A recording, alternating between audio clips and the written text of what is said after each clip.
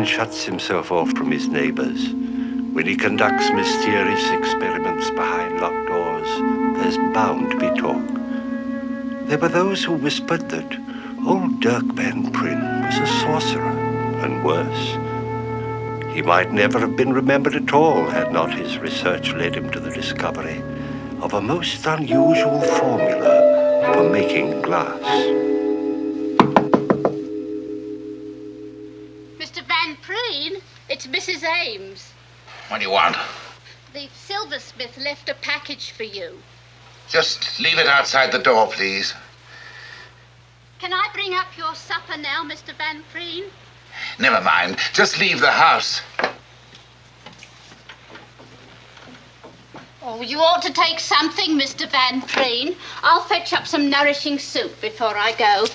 It's really no trouble. You haven't had a bite all day. Good night, Mrs. Ames. Yes, sir. Good night.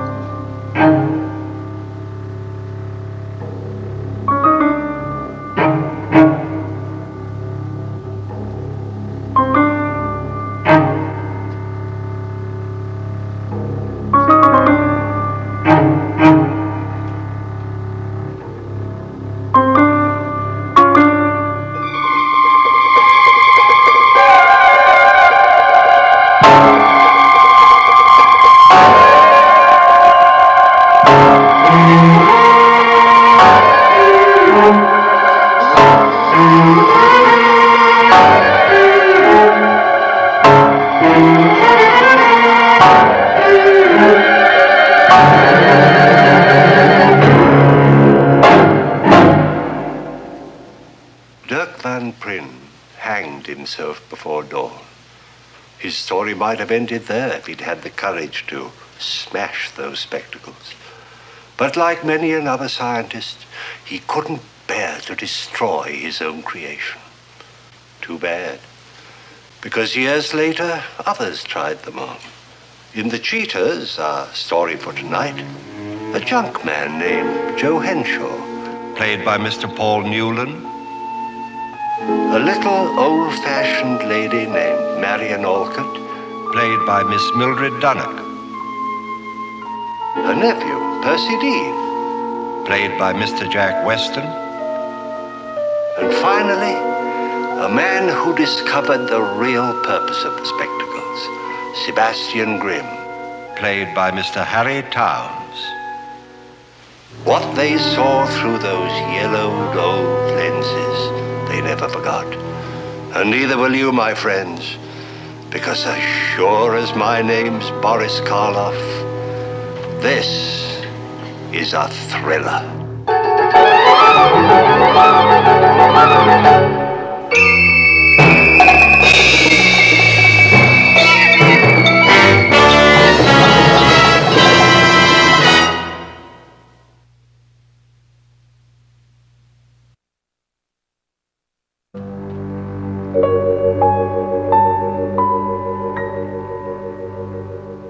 What do you want to load up on more junk for? Store's full of it now. Just have a lot of raggedy old clothes and some busted up furniture, that's what you get. How much you bid? Not much. How much, Joe? $100. $100? You promised me we'd unload this crummy place, get into a decent business. Maggie, will you take it easy? The kid's coming. I don't care who's coming. How are we ever going to get out of here? You keep spending every dime on more junk. No more, Maggie. Not in front of the kid again. You hear no more. Hi, Joe. Hey, hiya, Maggie. Morning, Charlie. Here's your mail.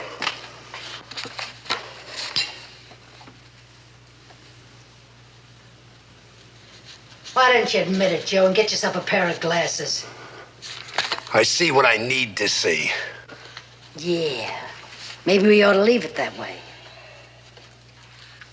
Sit down, Charlie. I'll pour you some coffee. Hey, that's great. I didn't get a chance to get any breakfast. You eat on your own time.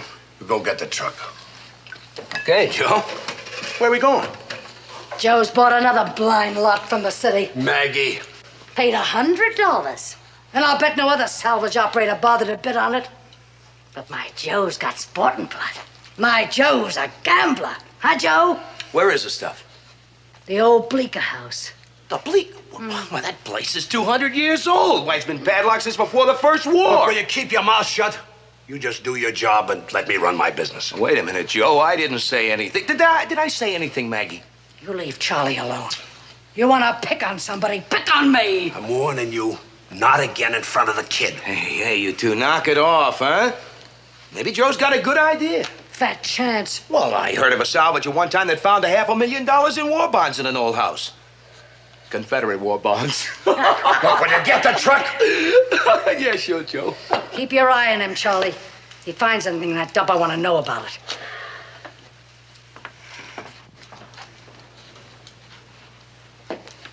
It's fine talk from a wife. Maggie, will you listen? I bid that place because Delahanty down at City Hall would tip me off. Delahanty said up in the attic there was some old furniture. Maybe there's some real antique pieces. Charlie's waiting.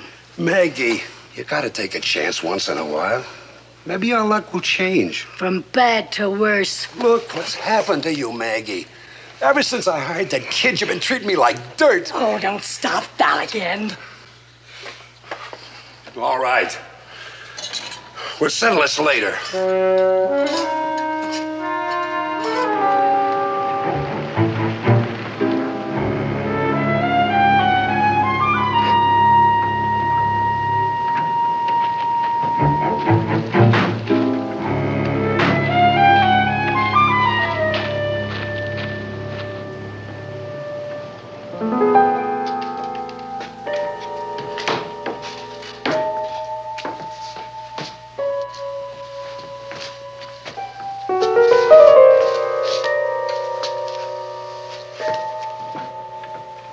It's gonna cost you money to haul this stuff to the dump. Who asked you to worry?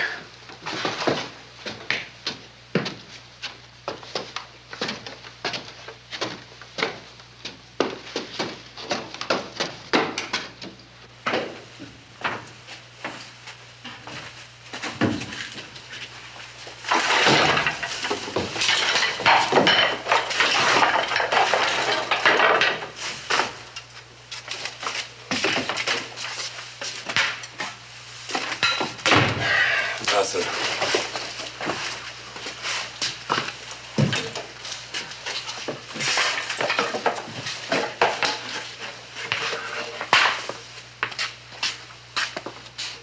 Hey, maybe the valuable stuff's in here.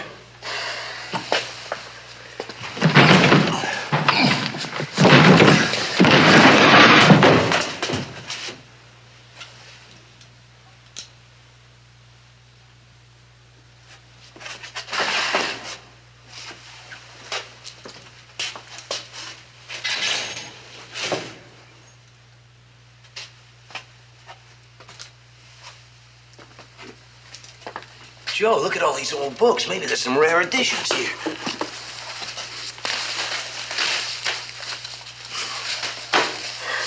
Looks like another load for the dump. Maybe we can get some for this old desk.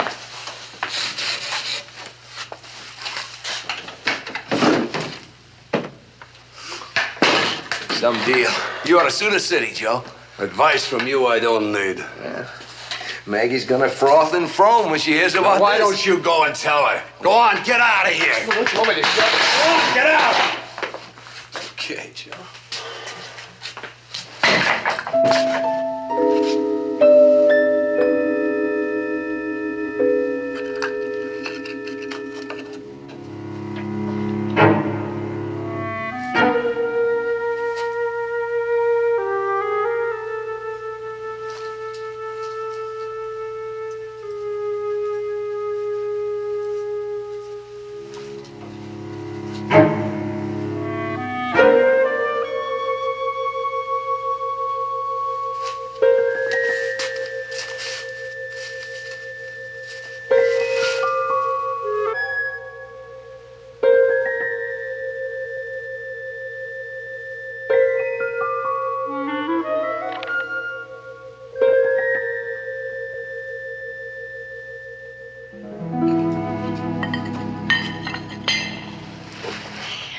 What's all this?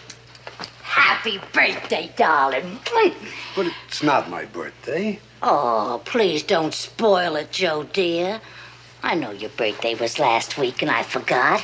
Now I want to make it up to you. And Joe, I'm sorry for the way I acted this morning.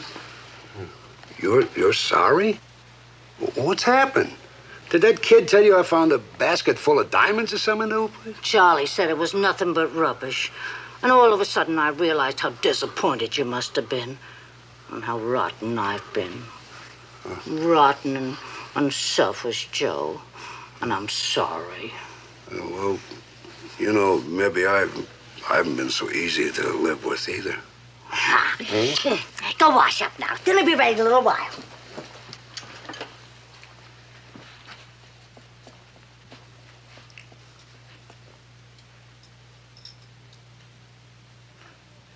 Where'd you get those funny old cheetahs, Joe? The Beaker place. Oh, you ruin your eyes wearing somebody else's glasses. What happened to the other letter, Maggie? There was 4 here this morning. It's only a bill from the gas company. I took care of it for you. You old fool. If you hadn't been too cheap to buy a pair of glasses, I'd have lost the pleasure of fleecing you. Huh? If you hadn't been too busy to buy a pair of glasses, I'd have lost the pleasure of spoiling you. Enjoy it while you can, Joe. Tomorrow you'll be dead. What? Enjoy it while you can, dear. Tomorrow you'll be dead tired from hauling all that rubbish. What did you say the other bill was from? From the gas company. They want to buy this property, Joe, for a lot of money. Happy birthday, Joe! I brought you a jug of your favorite poison. And if this doesn't kill you, I will, ape man. And if this doesn't fill you up, I'll flip, man, because it cost me a bundle.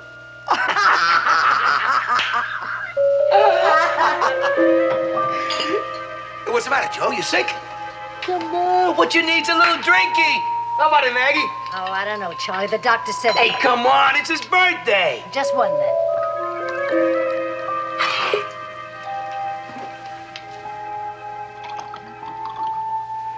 You should have been an actress, baby. Phil, he's right to the top, honey. The quicker we get him drunk, the quicker we get him over to the old house. Hey, come on, Joe. Here's pie in your eye. Many happy returns, darling. The 3 of us are going on a midnight treasure hunt, Joe. And you're gonna have a nasty accident, darling. If I tumble down the stairs, don't kill you, I'll clobber you with a board. You'll leave the same kind of marks. Come on. Have another. Charlie, I said just one. Oh, come on. Don't be a party pooper. Honey, this is one party I wouldn't spoil for the world. You're beautiful, Maggie. In a few hours, you'll be all mine. I never thought it'd be so exciting. Gee, I love you, Charlie.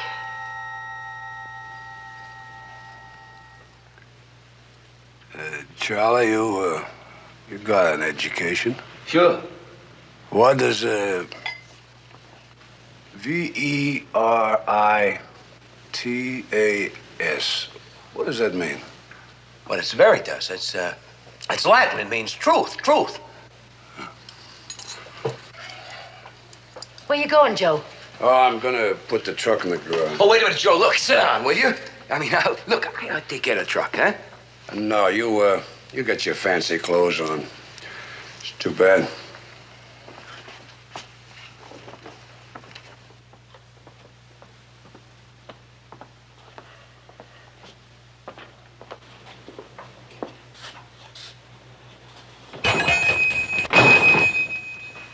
Hey, look, what does he mean? Too bad. I got my fancy clothes on. Too bad. Who knows what that stupid old coot means? Hey, wait a minute, honey. Wait a minute. I'm not sure. You losing your nerve? Well, no. It's only that... It's only what, darling? Maggie, what you do to me?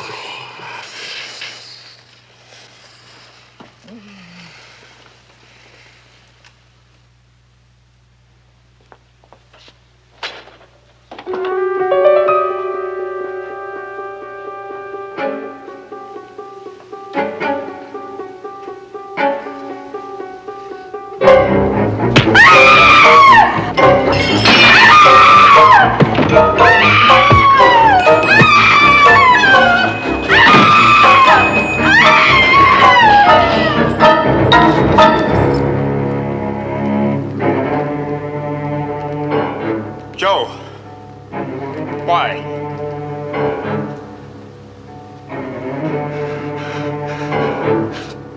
Cheaters!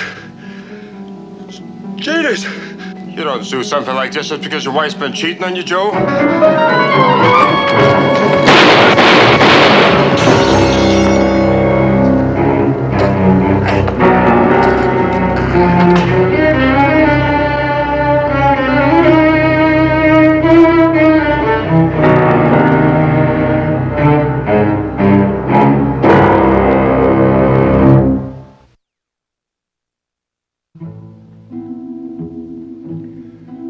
I'm not imagining it, Clarence. She's put something into my tea. I'm not a complete fool. No matter what Olive and Edward think, I'd know when my tea's been drugged.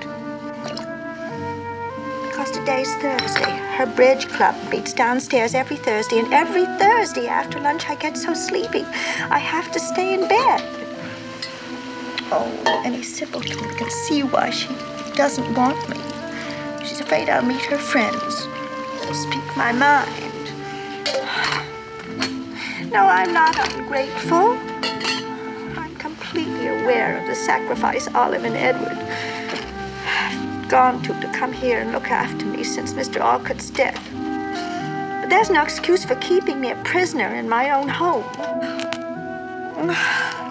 I'm hungry, Clarence. Diet? Oh, pooh. My heart's perfectly normal. It's just that I get a little out of breath sometimes. Here she comes. Please, promise me you'll come back this evening. Oh, bless you. Bless you, Clarence. At least I have one friend left.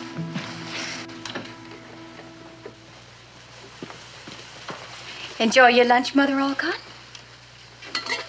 Oh, I see you drank all your tea. Wouldn't you be disappointed if I hadn't? Dr. Richards would be disappointed, dear. You know what he said about keeping up your liquid intake. Sleepy? No. Oh. Well, you try closing your eyes for a little while. If you can't nap, you just ring and I'll help you downstairs. I wouldn't intrude on your bridge party, Olive. Oh, you'd be an asset to any party, Mother Alcott.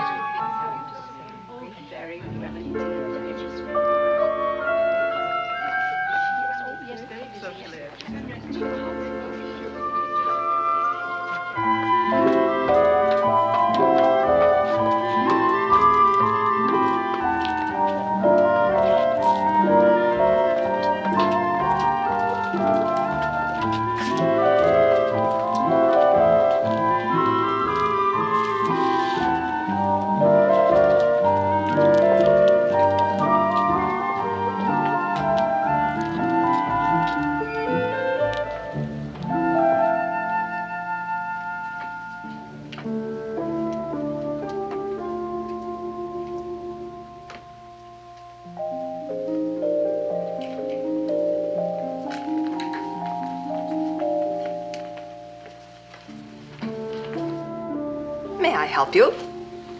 These are lovely. I don't see the color I require.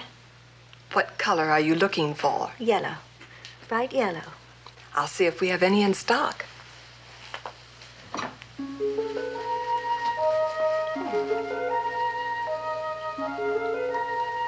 Oh, dear.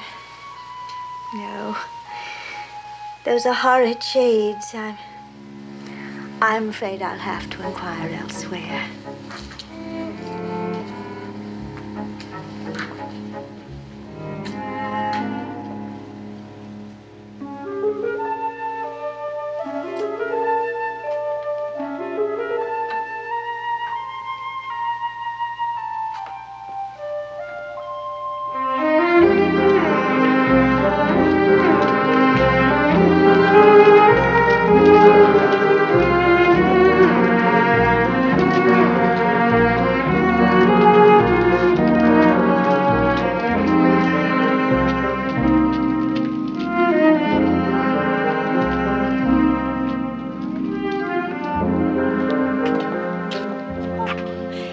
Lovely little escritoire.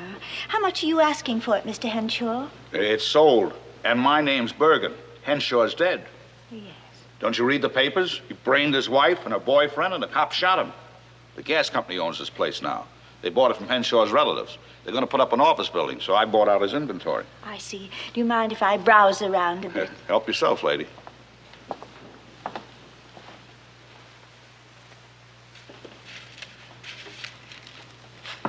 Oh, you see something you like, lady?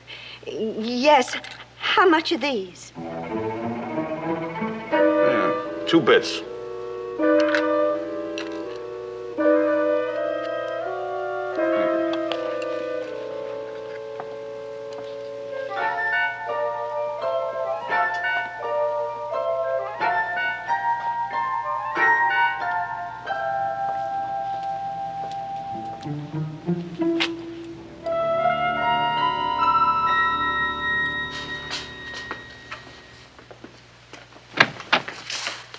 Mother Alcott, we've been so worried. It's almost 7 o'clock. You know what the doctor said about you going out alone? Where have you been? If you must know, I've been fitted for some glasses. My, aren't they attractive? Don't you think so, Edward? Yes. Very, very unusual. The perfect touch for that Halloween costume the old bat's wearing. Just the perfect touch for the custom look everyone's wearing.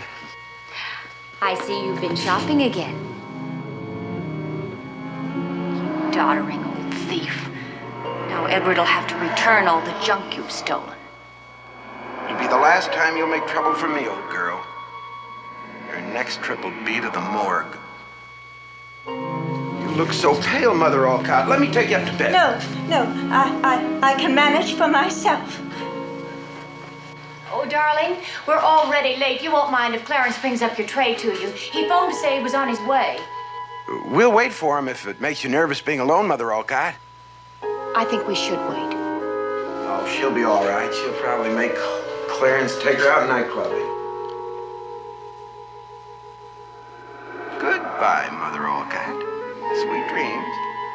They'll be your last after tonight.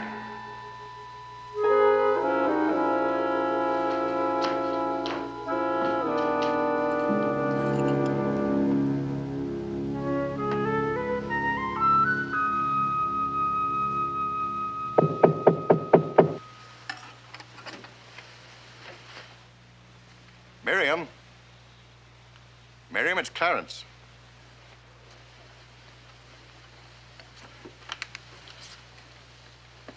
Well, how's my best girl tonight, huh?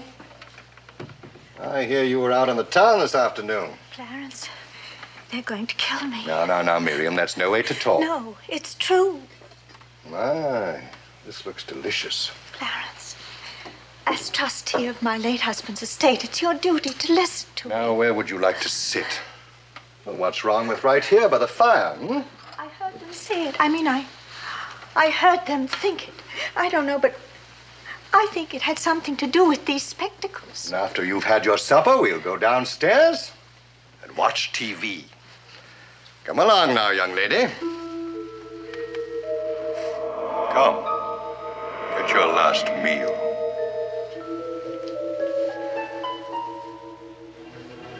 I know just the thing to whet your palate. A little brandy. Now, if you promise not to tell on me, I'll go and find Edward's decanter. I'm going to need a drink before I shove you down the stairs, you senile old scarecrow. Clarence, who inherits when I'm dead? What an odd question to ask. Will you know? Edward and Olive, provided they maintain you in this house as long as you live. Which won't be long, Miriam. And for arranging your fatal accident, they're giving half to me. Oh, Miriam, you're ill. You do need a stimulant. I'll be right back.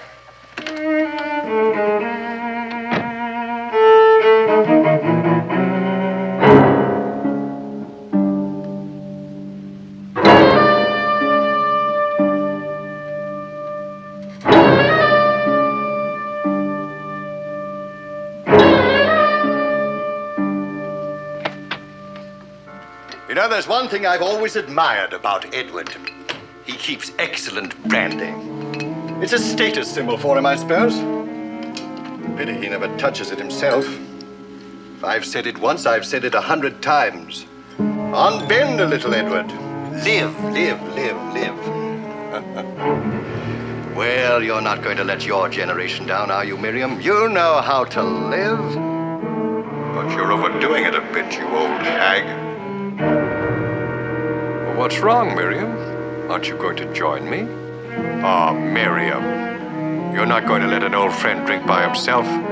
Take it. I don't want any trouble pushing you down the stairs.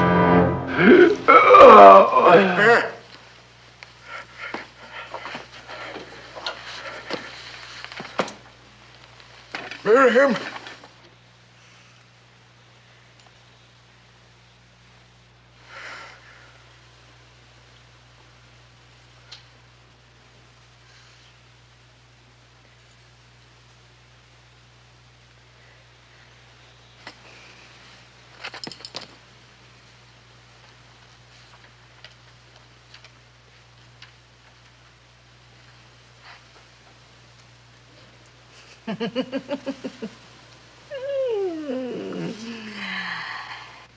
To what is most precious between friends, Clarence?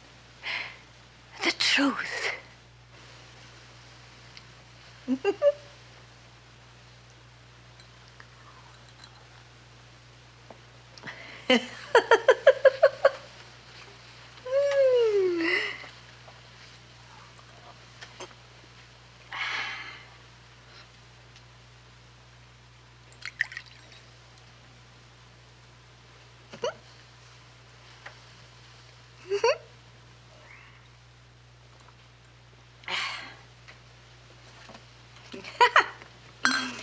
Here comes my lord.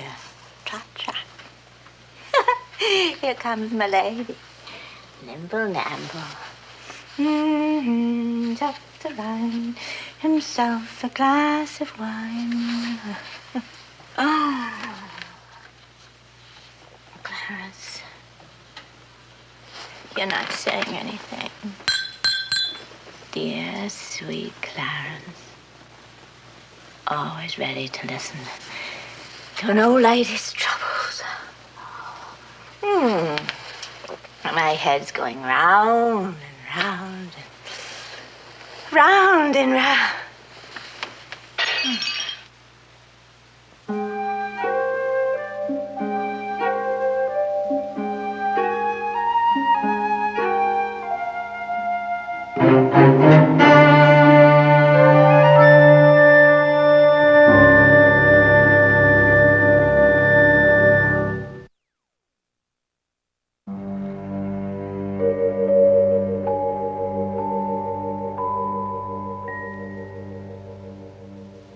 Well, I still think we're rushing things.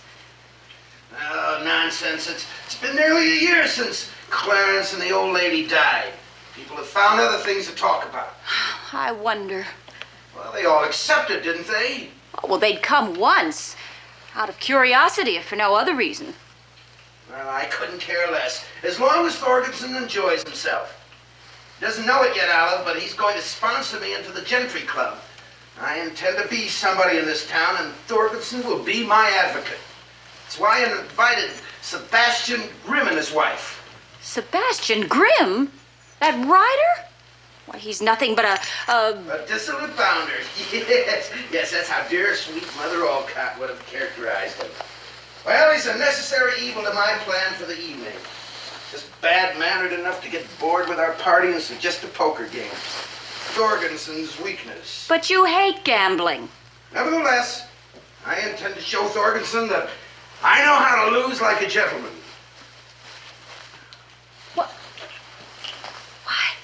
Edward, you look positively... Like Benjamin Franklin, the symbol of wisdom and stability? Yes. Well, that's exactly the impression I wish to create. Now, don't panic, my dear. We have more money than most of them have right now. Won't be long before they'll be courting our favor. Your servant, madam. The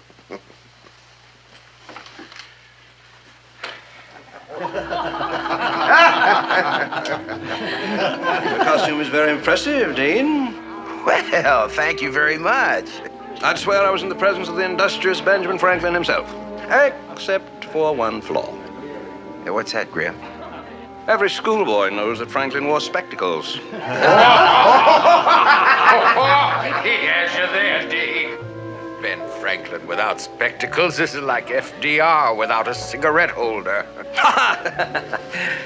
Why don't we all go someplace where we can indulge in Thorgensen's favorite form of larceny? Edward, why don't you men use the library? Well, all right. I think I can find a stack of cards and some chips somewhere. This way, gentlemen, please. Sorry, Dean. Ace is full. Well. I was positive I had you beat that time, Thorgensen. You lose your money like it had smallpox. Oh, it's the contest I enjoy, Grimm. The give and the take. Winning and losing, secondary. Spoken like a gentleman. I thought you men might like something from the buffet. Oh, and Edward, look what I found among Mother Alcott's things.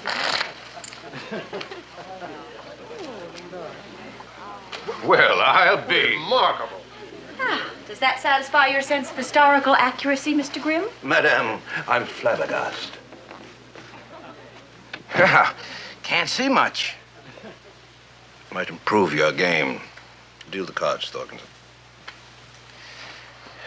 Think I need more chips, Judge.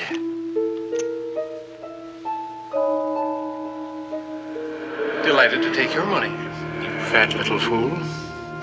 Huh? Delighted. It'll take more than a patriot's costume to cloak your intentions, you tedious little poseur.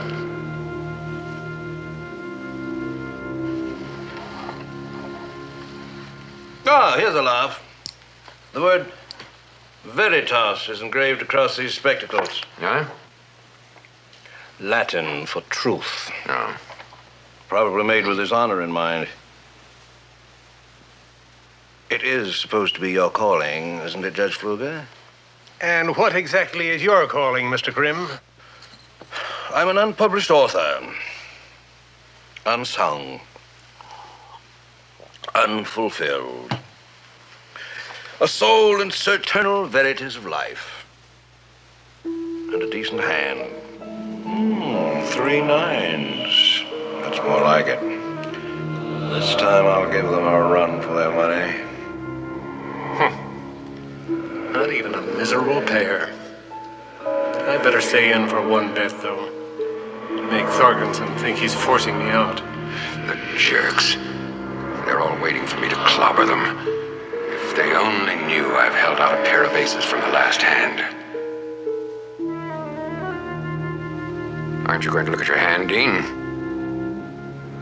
Wait till I tell the boys at the club how the stupid little climber pretended to lose like a gentleman. wonder if he really did do away with the old lady. What's he staring at me for? Can he see the cards under my arm? Yes. Yes, I see the cards under your arm, Thorgerson. 2 aces.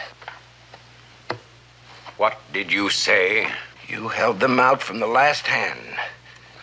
Are you accusing Mr. Thorgensen of cheating? I am simply stating a fact. You'd better retract that accusation, Dean, if you know what's good for you. It's all right, Judge. It's the liquor talking. Let's get on with the hand. No!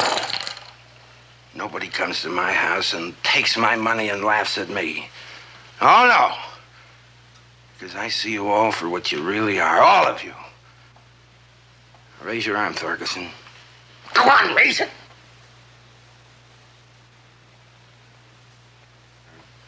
Two cards under your arm. They were... Here they are. There they are. He hid them while we weren't looking. What do you say, Thorgensen?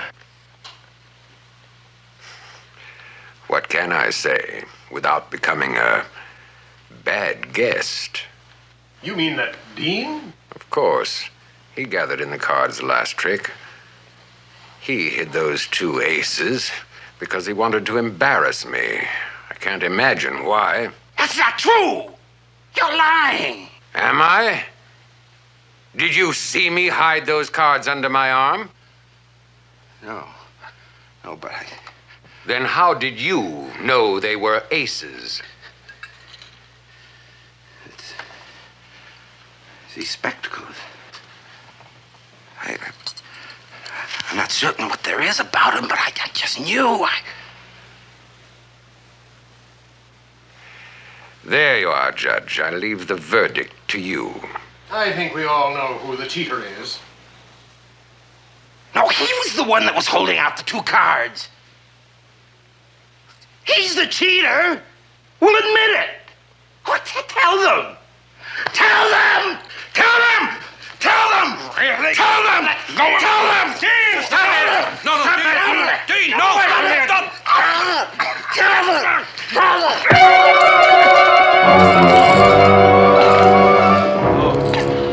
I didn't mean to hit him so hard. Well, do something, Thorgensen, before he bleeds to death. Too late, I'm afraid.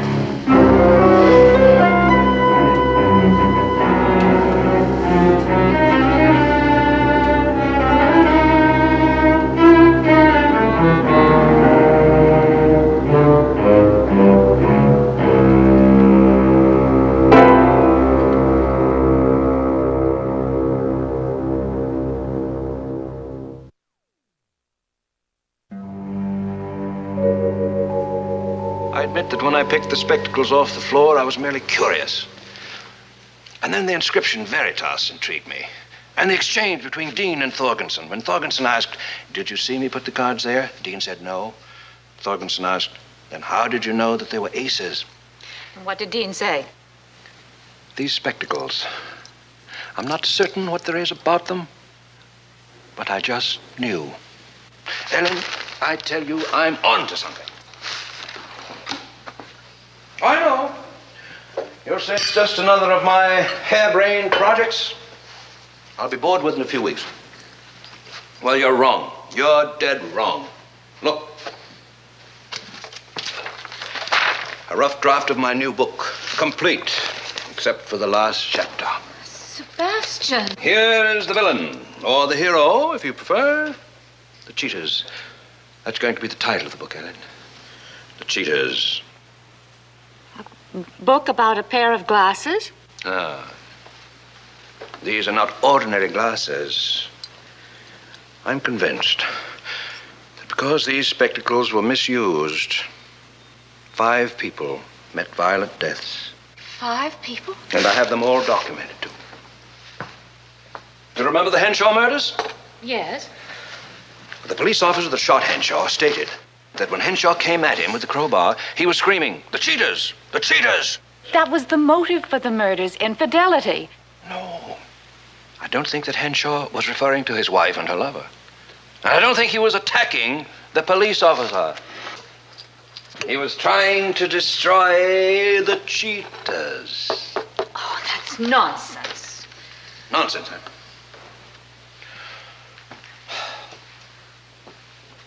Don't be so quick to reject the idea. I also looked up the inquest in the Olcott murder. Olive Dean stated on the day the old lady put the hat pin in Clarence Kramer's chest, she'd been downtown. And among the things she brought back with her was a pair of funny old glasses. I talked to the man that took over Henshaw's store. He remembers selling these very glasses to Miriam Olcott for 25 cents. I still don't see the significance of them, Sebastian. You don't? Well, I'll tell you. I believe that these spectacles enable the wearer to know the naked, absolute truth about anything or anybody. Have you tried them? No, Why not? because they weren't intended for mind reading. I think they were intended for seeing the truth about oneself. That's the real purpose of these glasses, Helen. That's what Van Pryn was after when he discovered the secret of this funny yellow glass. Van Pryn? According to our local historical society, he built the old house out on Bleecker Road. His neighbors called him a sorcerer. What do you suppose they'd have called Edison or Einstein or Fermat? Know thyself. Put them away, Sebastian. What's the matter? Afraid I'll put them on and see you for what you really are? No, don't. Don't worry, darling. When I put these on, it'll be for something important. Go and get your coat. Where are we going? Going out to the old house on Bleecker Road. What for? Atmosphere. I want the authentic atmosphere. When I report on Van Pryn's experiment.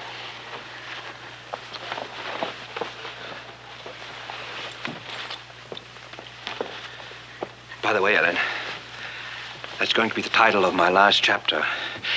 Know thyself.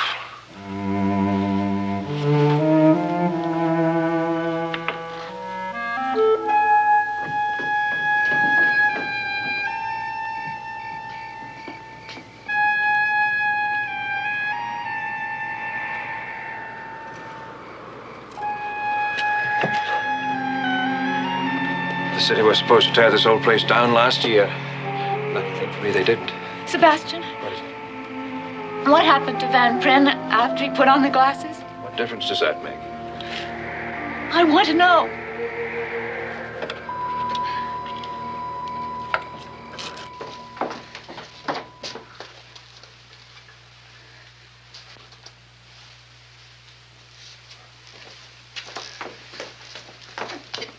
Sebastian, you still haven't answered my question. What happened to Van Pryn?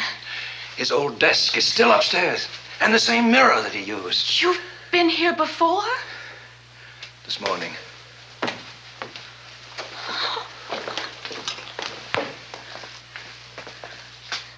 To answer your question, he hanged himself. Wait here.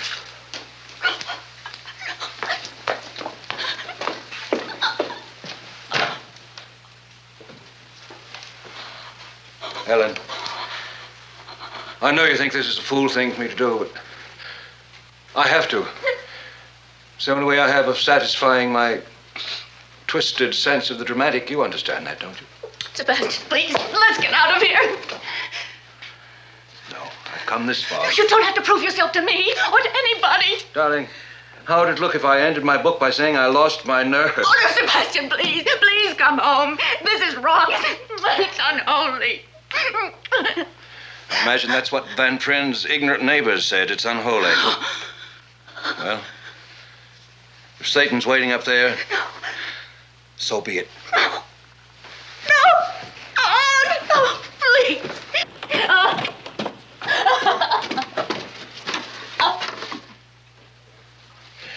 Ellen, Yes. do you know that the greatest men in every century have been hated and ridiculed by men like Thorgensen and Judge Pfluger?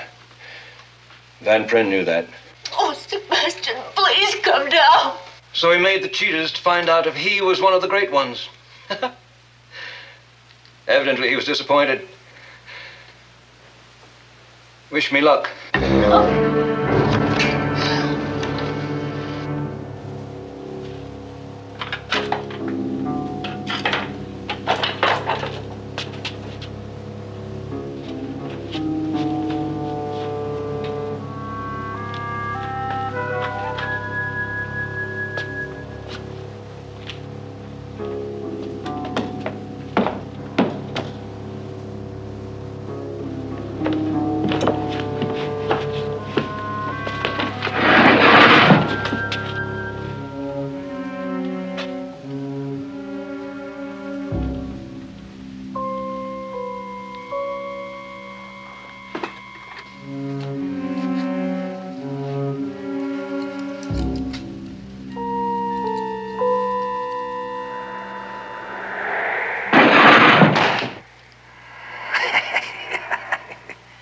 Who's there?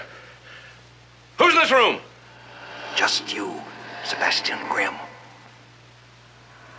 You're not afraid of your own voice, are you? No. So, you want the truth about yourself, do you? Yes.